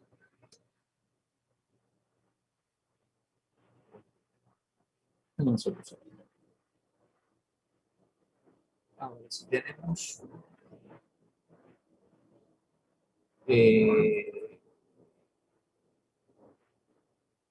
x1, 4, x2, 7, si tenemos x1, 4 y x2, 7, 7 por 2, 14 más 4 sería 18, hasta el 30 me daría 12, o sea que x3 valdría 12. Si tenemos x1, 4 y x2, 7, 4 por 3 sería 12, más 7 sería 19, al 50 sería 31, es decir, 31 sería el segundo valor. De esa forma tenemos una solución básica. Para hacer una combinación lineal, por ejemplo, si tenemos un valor arbitrario alfa multiplicado por un vector más otro valor arbitrario alfa por otro vector, tendríamos el cálculo de un nuevo vector. Si queremos una solución, una combinación lineal convexa, los valores de alfa 1 y alfa 2 tienen que ser sumados iguales a 1 y ser mayor o igual que 0. Por ejemplo, si tuviéramos alfa 1, 0,5 y alfa 2, 0,5, yo lo que tendría, por ejemplo, es un punto, otro punto. La combinación lineal convexa lo que me da es cualquier punto sobre, perdón, la combinación lineal me da cualquier punto sobre la recta que une a esos dos puntos. Una combinación lineal convexa lo que me va a dar cualquier punto que está dentro del segmento que los une. Entonces, por eso, el 0,5 y el 0,5 para alfa 1 y alfa 2 me daría un punto que estaría en un punto más o menos intermedio. Si yo hubiera puesto acá menos 0,5 y 1,5, y probablemente me hubiera dado un punto fuera del valor que estaría entre medio de los dos puntos que estamos analizando. Entonces, es importante analizar el concepto de combinación lineal convexa, porque ahí les muestro en nuestra solución. Vamos a borrar los dibujos. Me voy a ir a la salida que teníamos acá. Una combinación lineal convexa, fíjense que yo tengo lo que había dicho antes.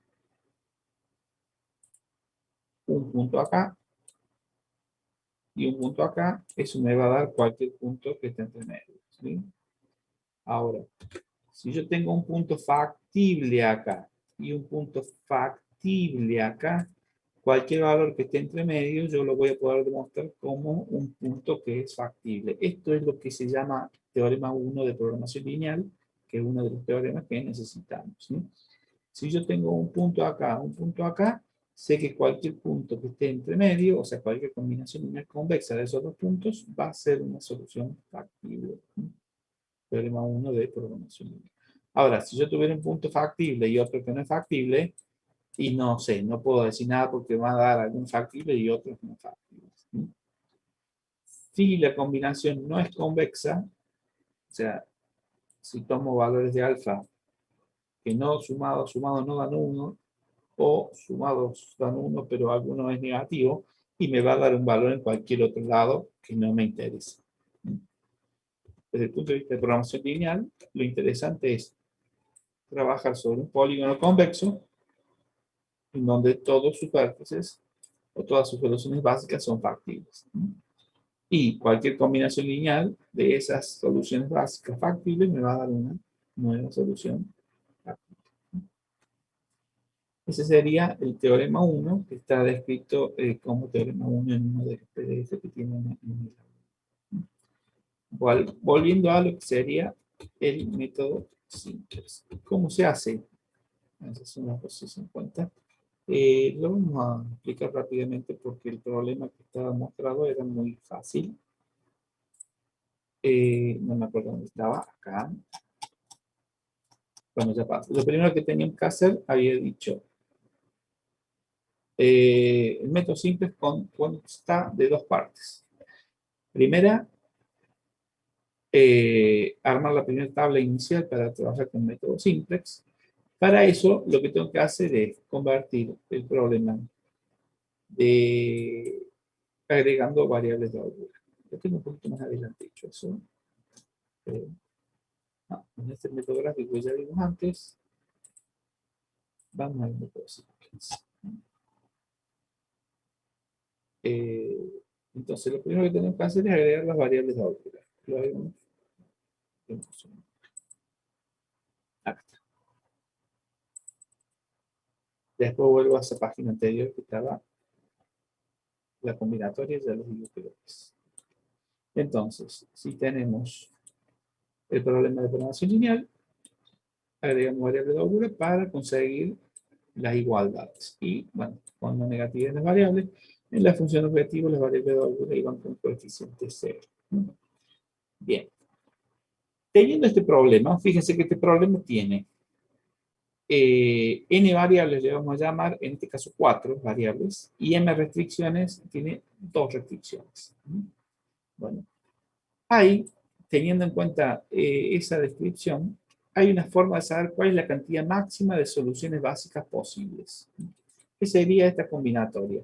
La combinatoria de n valores tomados de a n, en este caso sería n factorial sobre n factorial por n menos n factorial. Si yo tenía 4 variables y 2 restricciones, acá tendríamos 4 factorial sobre 2 factorial más 4 menos 2, que sería la diferencia.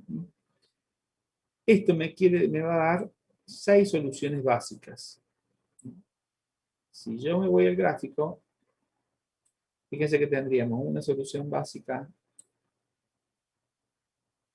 Un modelo gráfico, están todas acá. Profe, perdón, ¿cuál era el significado de n y de m? N era el número de variables con las restricciones de igual. y n el número de restricciones. Entonces acá tendríamos 2 restricciones y 4 variables, 2 de holgura y 2 principales. Fíjense que las soluciones básicas acá están marcadas 4, pero hay una que sería esta que no está marcada porque no es factible, y acá tendríamos otra que no es factible. O sea que en total serían 6 soluciones básicas en nuestro problema de programación lineal. Gráficamente las notamos porque se cortan 2 rectas en un punto. Ese sería el concepto de solución básica. Ahí tienen la definición. La definición es, la solución básica es cuando se anulan exactamente n menos m variables.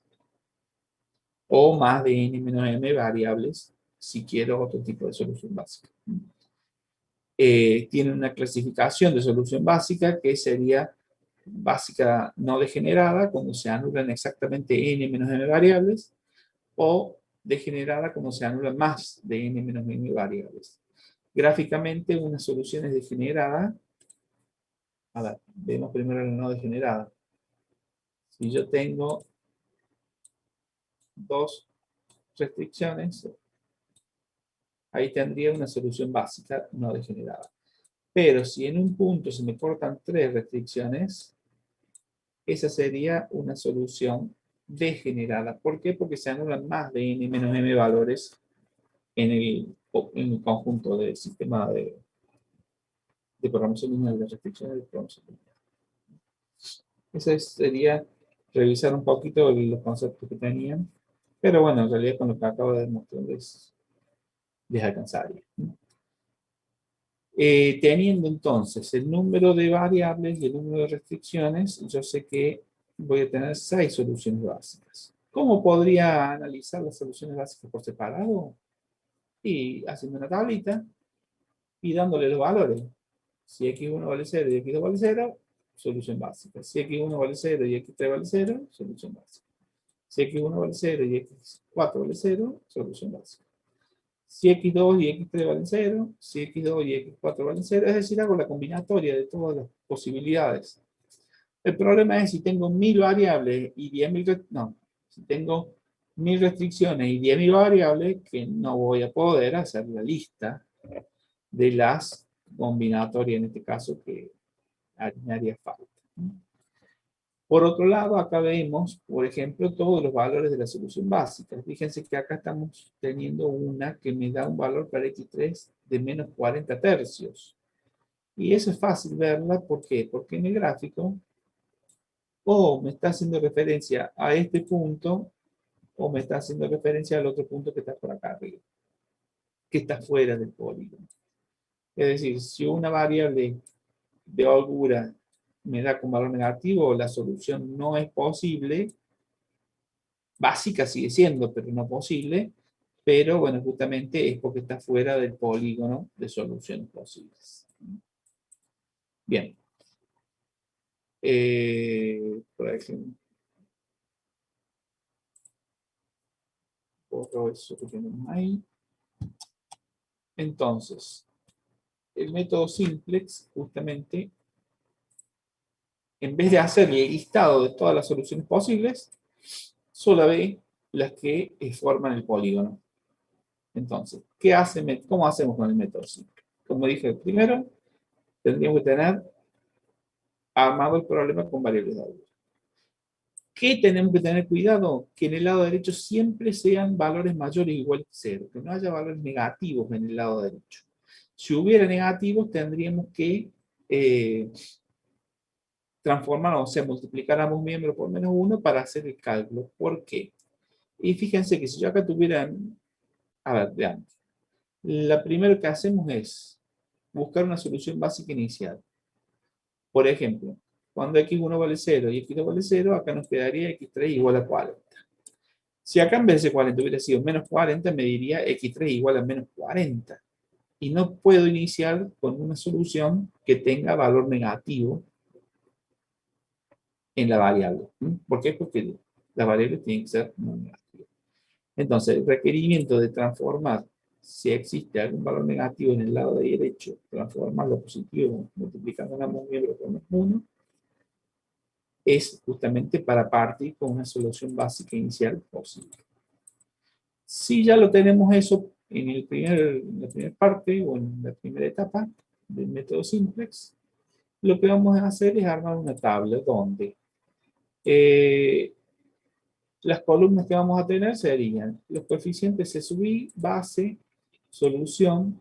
Acá yo le llamo X1, X2, X3, X4, en algún lado figura como P1, P2, P3, P4, hablando del vector, la forma vectorial, o X1, X2, S1 y S2 para la variable de la altura. No importa cómo lo llamemos, es una columna por cada variable. Lo que acá yo llamo columna solución, en algún lado llaman valor del lado derecho o vector P sub 0, serían los valores del lado derecho de la restricción. Donde yo le puse base, se le llama C variable o X sub i, que van a ser los valores de las variables que van a estar en la base. Y acá donde tenemos C sub j, serían los coeficientes de la función objetivo. Es decir, en este caso, X1 tiene coeficiente 8, X2 tiene 6, X3 0 y X4 0. Y acá serían C sub j, acá serían C sub i en esta columna, acá serían los coeficientes de la función objetivo, pero de las variables que están en la base. Bueno, una vez que armamos la tabla vacía, la vamos a completar. Tenemos en la columna solución los valores del lado derecho. Para la primera fila, como pusimos 40, lo que tendríamos que poner acá, los coeficientes que tienen la matriz de términos independientes, multiplicando a cada una de las variables. X1 está multiplicada por 10, ponemos el 10. X2 está multiplicada por 5, ponemos el 5. X3 multiplicada por 1, X4 multiplicada por 0. En la segunda fila hacemos lo mismo. Entonces, para el primer paso del método simple, que es completar la tabla simple, nos estaría faltando identificar las variables que están en la base, que a eso lo vamos a tener teniendo en cuenta que siempre que armamos en forma matricial, lo que vamos a tener que encontrar es, lo voy a escribir en forma matricial. Fíjense que si yo lo pongo en forma matricial, tendríamos 10, 5, 1, 0, en la primera fila, y en el lado derecho 40. En la segunda fila tenemos 6, 7, 0, 1, y en el lado derecho 32. Fíjense que en este caso se nos ha formado una submatriz de identidad de orden 2 por 2. Como m era igual a 2, yo necesito trabajar con una matriz unidad de orden 2 por 2. Si tengo esa matriz, puedo trabajar con la primera tabla de simplex. Si no la tengo, usamos artificiales, variables artificiales, lo vamos a ver más adelante. No nos metamos con las artificiales, supongamos que yo puedo lograr esa submatriz de identidad. De hecho, lo logré. Entonces, lo que voy a poder identificar es cuáles son las variables básicas de nuestro problema. Para saber cuáles son las variables básicas, yo lo que voy a identificar qué variables de la submatriz de identidad tienen el 1 en la fila que le corresponda. En el caso de la primera fila tenemos a X3 y en el caso de la segunda fila tendríamos a X4. Como tenemos las dos variables básicas identificadas, lo que nos faltaría sería completar la tabla. Por ejemplo, X3 que tiene un coeficiente 0 y X4 también tiene coeficiente 0 en la función objetivo. O sea que los valores de C sub i los sacamos de los que tenemos en C sub j. Por otro lado, lo que vamos a hacerlo después es calcular ZJ. O sea, ZJ no sería otra cosa que calcular primero el valor de la función objetiva. ¿Qué tenemos que tener en cuenta en este caso? Y que las variables que no están en la base valen 0 justamente por definición de variable básica. O sea, X1 vale 0, X2 vale 0, porque no estarían identificadas en la base. X3 vale 40, X4 vale 32. Entonces, si reemplazamos eso en la función objetivo, me va a dar 8 por 0, más 6 por 0, más 0 por 40, más 0 por 32. O sea, no sé si se ve allá arriba, estoy marcando. Es decir, la suma de eso me va a dar 0. Ahora, de esa misma forma lo replicamos con la forma vectorial del cálculo, es decir, 0 por 10 más 0 por 6 también me va a dar 0, y de esa forma vamos a calcular lo que llamamos fila z sub j. 5 por 0 más 7 por 0, 1 por 0 más 0 por 0, 0 por 0 más 1 por 0. Y teniendo que ZJ era lo que habíamos llamado la primera fila allá arriba y queremos calcular Z sub J, lo que tendríamos que hacer sería 8 menos 0. Este 8, este 0. Acá tendríamos 6 menos 0. Profe, Me ¿puede daría bajar un 0. poco? Porque lo tapa la fila de abajo del Zoom, tapa lo que está escribiendo. Sí. Perdón. Es decir, tendría que es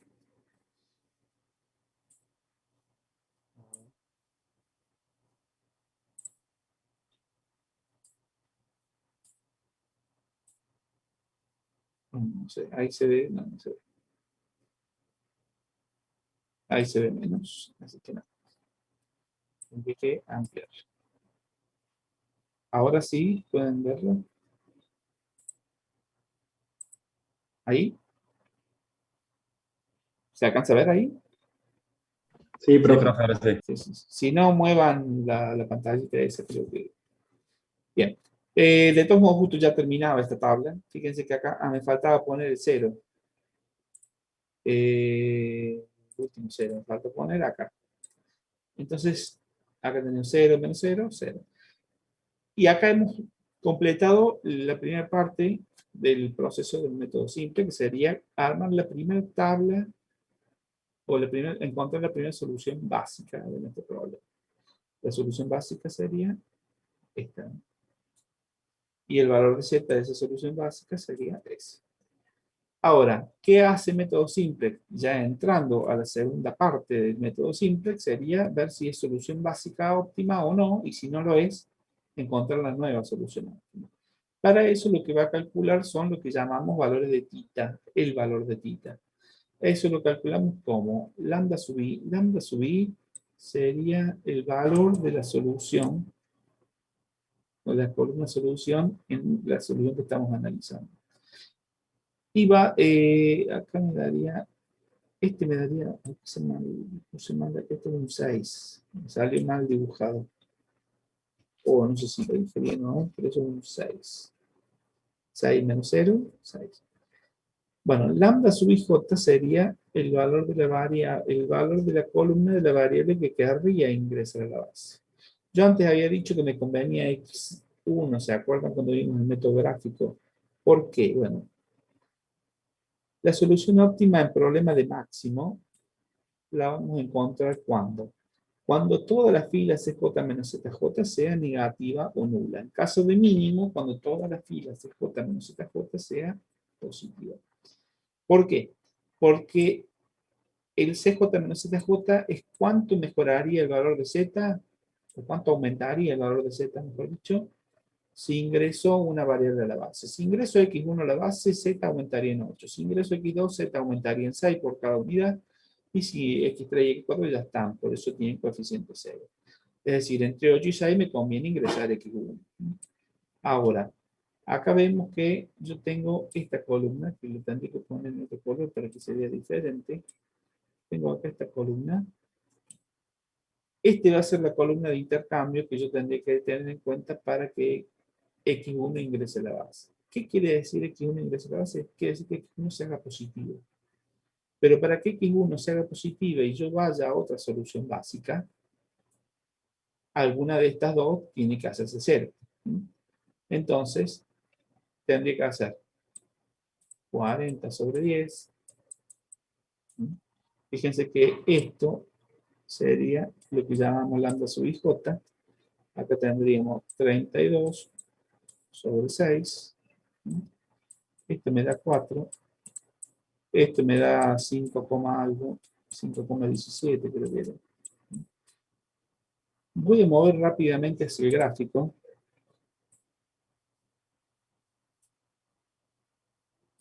Fíjense que este punto que estaba acá era el que habíamos dicho que sería el 5,17. Entonces, justamente ahí lo que trata de hacer el método simple es ir acá o ir acá. De estos dos, el único que es factible es el menor. Ahora me vuelvo a la tabla anterior. Quiere decir que de estas dos posibilidades, la única que me lleva a una solución posible es el menor de todo. Es decir, tita va a ser el menor de los lambda sub i sobre lambda sub i j de las variables que quiere ingresar a la base. Por lo tanto, x1 va a ingresar en lugar de x3. Ahora, si yo quiero ingresar a x1 en lugar a x3, acá voy a escribir encima qué es lo que me debería quedar. O sea, acá me debería quedar x1, y como x1 quedaría en la base, acá me debería quedar un 1 y acá me debería quedar un 0. Y ahí vienen las operaciones elementales de fila que deberíamos tratar de hacer. No les voy a hacer ahora las operaciones elementales de fila, vamos a pasar directamente al intercambio que teníamos que hacer. Y rápidamente vamos a encontrar la solución óptima. Después les voy a pedir que practiquen esa parte un poquito,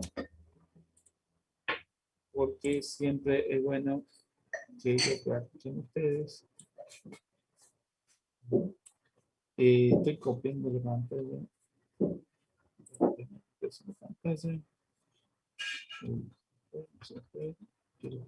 Ahí. Voy a borrar esto para ir a la pantalla siguiente. Por ahí andar con el zoom se pone complicado. Bueno, acá tienen ya todos los cálculos, toda la parte armada. Y fíjense que ahí están los cálculos de tita. Y ahí está puesto el intercambio que deberíamos realizar. Si realizamos el cálculo, acá voy a checar un poquito para que veamos todo en pantalla. Fíjense que lo que tengo que hacer es a la fila de la variable donde va a ingresar x1, y si tenía un 10, la tengo que multiplicar por un décimo, por el inverso, para que toda la fila me mantenga el 1 del vector unitario que estoy buscando. Ahora, en el caso de la segunda fila, yo tengo un 6, o sea que este 6 le tendría que restar este 1 multiplicado, o mejor dicho, le tendría que sumar el 1 multiplicado por menos 6, para que me quede un 0. O sea que, por ejemplo, si yo tengo 4 por 6, 24. Multiplicado por menos 6 sería menos 24. Más 32, eso me daría 8. Vamos a ver, este sería el 8 que acabamos de calcular. Achico un poquito más, así se ven las tres tablitas. Uy, no alcanzo a ver.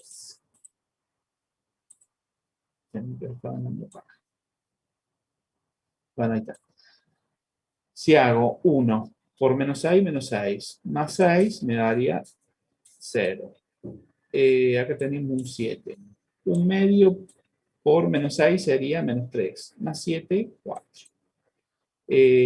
Menos 6 por un décimo me daría menos 6 décimos. 0 menos 6 décimos, bueno, me daría menos 6 décimos. Y acá tendría un 0 por menos 6, 0, más 1 me daría 1. Es decir, acá teníamos a la fila 1 la multiplicábamos por un décimo. A la fila 2 le sumo la fila 1 multiplicada por menos 6 décimos. O lo que es lo mismo, a la fila 2 le sumo la fila 1' multiplicada por menos 6. Después revisenlo a eso. Está todo descrito en lo que les había mostrado antes en el después búsquenlo. Está detalladito, ahí están los intercambios explicados. Fíjense que ahí está mostrado todo cómo se hace paso por paso, lo que les acabo de decir. Ahí está el cálculo de los intercambios. Y bueno, después está la tabla completa. Con otros ejercicios, obviamente. Bien. Una vez hecho eso, Hacemos de vuelta lo mismo, calculamos toda la tabla completa, es decir, calculamos, identificamos x1 tiene coeficiente 8, x4 tiene coeficiente 0, acá lo tenemos, calculamos la fila ZJ, calculamos la fila CJ menos ZJ, es decir, 8 por 4 más 0 por 8 igual a 32, ahí tenemos 8 por medio más 0 por 4, eso me da 4, después calculamos la fila CJ menos ZJ, 8 menos 8, 0, 6 menos 4, 2, 0 menos 8 décimos me da menos 8 décimos, 0 menos 0, 0. Y cosa a tener en cuenta, que la variable que está en la base tiene que estar siempre con un coeficiente 0 en la fila CJ menos ZJ. Como acá me quedó positivo, debería ingresar x2 a la base, calculamos θ, 4 dividido en medio me da 8, 8 dividido 4 me da 2, es decir, de esos dos, x4 debería salir de la base. Veamos este 8 y este 2 en el gráfico. ¿Dónde lo teníamos? Fíjense que yo estoy ubicado en el 4. ¿Puedo ir a esta solución o puedo ir a esta solución? Esta me da no factible, obviamente el valor menor de θ me dice que tengo que ir a esta solución. Volviendo al cálculo, tendré que hacer el intercambio, o sea que a la fila 4 la multiplico por un cuarto, el inverso de 4, me queda este 1, y digamos que a la fila 4, perdón, a la fila 3 le tendría que sumar la fila 4, la fila de x4 multiplicada por menos un octavo, o usar este 1 y sería a la fila de x1, a la fila 1 le sumo la fila 2' multiplicada por menos un medio, por el inverso que tenemos acá.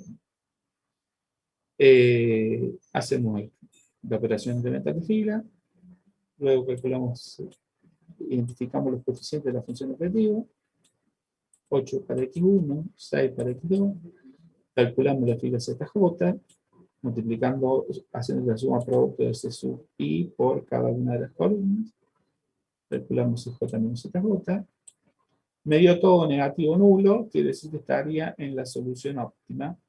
Entonces la solución óptima directamente la saco de la misma tabla. X1 vale 3, X2 vale 2, y las variables que no están en la base valen 0. Transformado sería producir 2 mochilas tipo A, 3 mochilas tipo B, no nos sobra nada de horas de mano de obra, no nos sobra nada del insumo unidad de materia prima. En este caso no estaba escrito porque en principio daba la solución en el método gráfico. Y el valor de Z sería 36. Que teniendo en cuenta que tenía un costo fijo de 4, ¿se acuerdan del problema? En realidad el dueño va a estar ganando 32 solamente. Pero para el planteo de programación lineal que nosotros hicimos, nuestro valor óptimo de la función objetiva sería 36. Y ahí terminaríamos con el método simplex. Les recomiendo, como dije antes, ver el archivo este o buscar en el capítulo del libro correspondiente al método simplex que está desarrollado. Ahí tienen el ejemplo de combinación lineal convexa para que puedan llegar a ver con dudas. Y hay el libro, no, acá están descritos los teoremas que comentaba antes. El teorema 1 era de la combinación lineal convexa de vectores. El teorema 2 se refiere a cómo encontramos la solución óptima buscando el mejor resultado posible. Eso les dejo para que lo revisemos. Probablemente el miércoles vuelvo a estar yo para recuperar la clase que no pude dar la semana pasada. Así que, bueno, por hoy terminamos. Disculpe que se me traje un poquito, pero así pueden adelantar bastante en este fin de semana. ¿Alguna preguntita? Bien. Se Profe, fueron todos a comer. Sí. No sé ¿puede quién repetir es. cómo era para completar? Cuando entro a la página de PHP Simplex, ¿dónde aprieto para empezar a completar las restricciones y eso? Sí. Acá. ¿Eso? O sea, teníamos la página, te lleva acá. Acá dice PHP Simple. Lo voy a agrandar un poquito. Dame un segundo. Ahí está, un poquito de zoom. Acá me llevaba el link a la herramienta. Acá me dice qué método uso, si usa el método gráfico o el método simple. Este método simple no es exactamente lo mismo que usamos nosotros. Llega al mismo resultado, pero no de la misma forma. Método gráfico, cualquiera de las dos me va a mostrar. Ahí ponemos cuántas variables principales tiene el problema y cuántas restricciones tiene el problema. Acá le ponemos el coeficiente de las variables y de las restricciones, que en este caso era 8 y 6. Acá los coeficientes de los términos independientes, es decir, de los coeficientes técnicos. Acá era 10 en este caso, y 6 para X1, o sea, 10 horas de mano y 6 materia prima. Acá teníamos 5 horas de mano de obra y creo que 7, me parece. 7, sí. Y la disponibilidad de los recursos, que teníamos 40 y 32. Acá tenemos si es desigualdad, igualdad, y ponemos continuos. Después ponemos continuo, o sea, agrega la variable de holgura, me muestra. Fíjense que la haya agregado bien, porque a veces también agrega mal. Y bueno, acá esta parte me muestra, fíjense que es más o menos la misma tabla parecida, pero los valores de z funcionan diferentes. Esta es la que teníamos como segunda tabla de la tabla simplex, pero funciona distinta esta fila z. Acá los vectores los llaman P, P1, P2, P0. Y acá nos muestra la solución. Si los quieren hacer como fracción, acá nos muestra la forma de fracciones. Y si lo quieren en gráfico, ahí tenemos.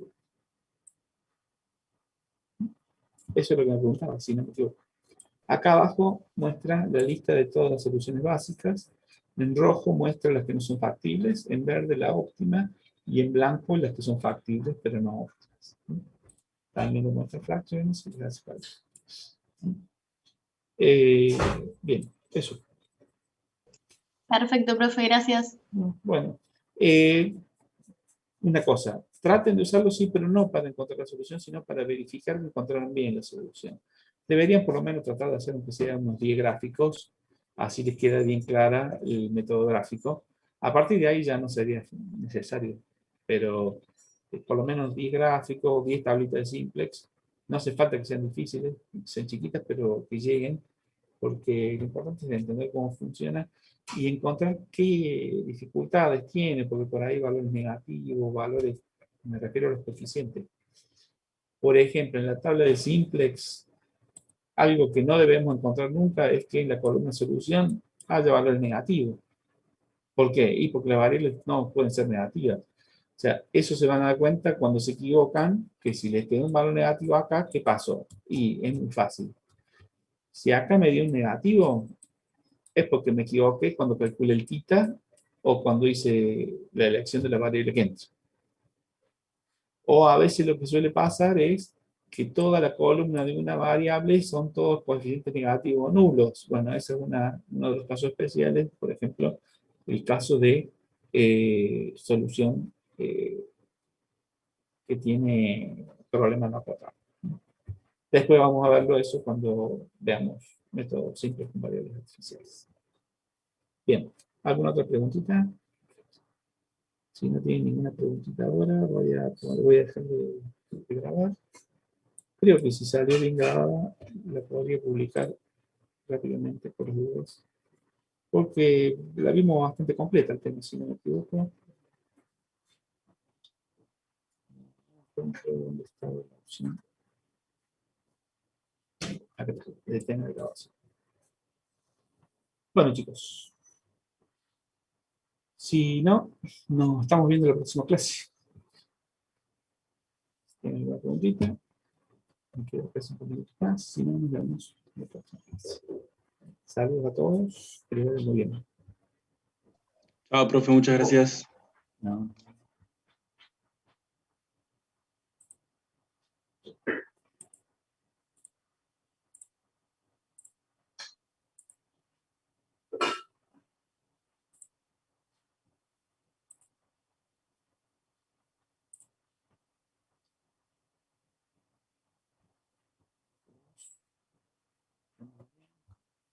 Gracias por venir a la clase.